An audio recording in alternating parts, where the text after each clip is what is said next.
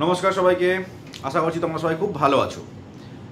যারা এমএইচি আর MBA health care management করবে কি করবে না ভাবছো, তাদের জন্য বলে রাখি সঠিক সময় আছো। 2025 এমএইচি অথবা এমবিএ হেলথ কেয়ার ম্যানেজমেন্ট করে নাও, ফিউচার খুব ভালো হবে। জব অপরচুনিটি ভালো আছে, নিঃসন্দেহে তোমরা কিন্তু সেটা করতে পারবে এবং ভালো চাকরির অফার পাবে। সরকারিতে ভ্যাকেন্সি দিনে দিনে বাড়ছে। AIIMS, ministry of health and family welfare, তাছাড়া ওয়েস্ট বেঙ্গল গভর্নমেন্ট আছে, বিহার, ঝাড়খণ্ড, রাজস্থান থেকে এভরি স্টেটের গভর্নমেন্ট কিন্তু আমাদের এই ম্যানেজমেন্টের মানুষদেরকে নিচ্ছে। তো সেই জায়গা থেকে দাঁড়িয়ে বলছি কোর্সটা করতে পারো। এবার তোমাদের অনেকে প্রশ্ন যে অনেকে তো আর্টস থেকে আসছে, কমার্স থেকে আসছে, একদম সম্পূর্ণ নতুন সিলেবাস, নতুন সাবজেক্ট, কীভাবে তোমরা কমপ্লিট করবে সেটা? আদৌ পারবে তো পাস করতে? অনেকে ভাবছো এইসব, আমি জানি সেটা, কারণ আমাকে প্রচুর ফোন কল এরকম আসে। তাদের জন্য বলে রাখি 5 জুলাই থেকে এমএইচএ এবং এমবিএ হেলথ কেয়ার ম্যানেজমেন্টের ফার্স্ট সেমিস্টার ব্যাচ আমি চালু করছি, টিউশন পড়ানো। যদি কেউ ইন্টারেস্টেড থাকো, যদি কেউ পড়তে চাও, জয়েন করতে ক্লাস জয়েন করতে পারো। সপ্তাহে 3 দিন করে পড়াবো, মোটামুটি 2 থেকে 3 ঘন্টা করে পার সেশন ক্লাস নেবো, সপ্তাহে 3 দিন, মাসে মোটামুটি 12 থেকে 15 দিন, 12 দিন ধরে রাখো মোটামুটি পড়াবো। আর নোটপত্র, suggestion, previous year question paper solve এবং তোমাদের যে প্রজেক্ট ওয়ার্কগুলো থাকবে সেগুলোতেও কিন্তু আমি সম্পূর্ণ রকম হেল্প করবো তোমাদেরকে।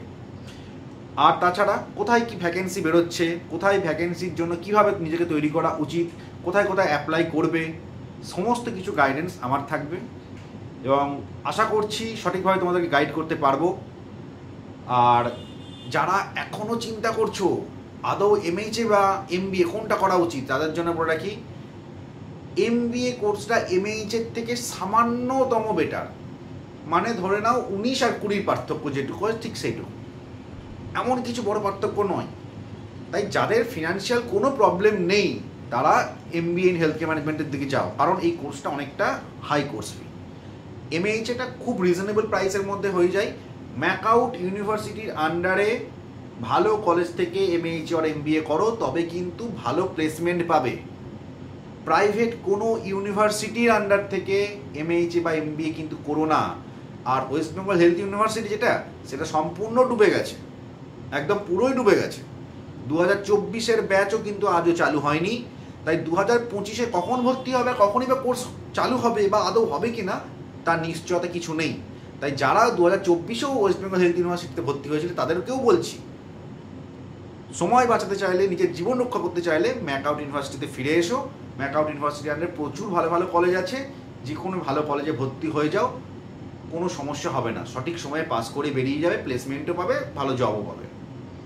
মার্কেটে এখনও MHA MBA health care management pass করার পর ভালো যথেষ্ট জব আছে। এবার দেখো আমাদের লাইনটা কিন্তু বলে রাখি, তোমাকে তৈরি হতে হবে, স্কিল আনতে হবে। তুমি যদি ভাবো যে রাতটা মেনে মুখস্থ করে নাম্বার পেয়ে পাস করে যাবো, চাকরি পেয়ে যাবো, হবে না। তোমাকে নাম্বারও পেতে হবে, তোমাকে স্কিলফুলও হতে হবে, তবে গিয়ে কিন্তু মার্কেটে ভালো জব পাওয়া যায়। না হলে তোমাকে হারিয়ে অন্যজন কিন্তু জব নিয়ে চলে যাবে।